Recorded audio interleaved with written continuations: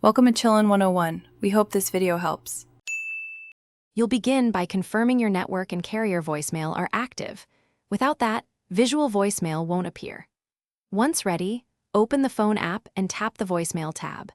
Tap Setup Now, enter a numeric voicemail password when prompted, and follow on-screen steps to proceed into greeting options.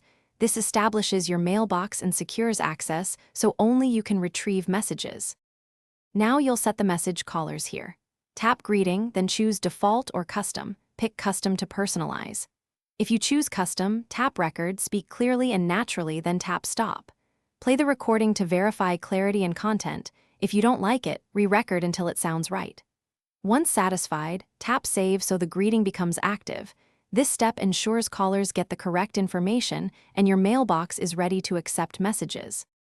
Finish by verifying everything works. Call your iPhone from another phone and leave a message. Once it arrives, open voicemail, play the message, and practice saving, deleting, or sharing so you know how it behaves.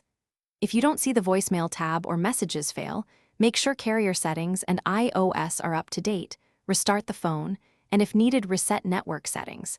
If that fails, contact your carrier because voicemail routing is managed on their side. Thanks for watching. Consider subscribing if we helped you.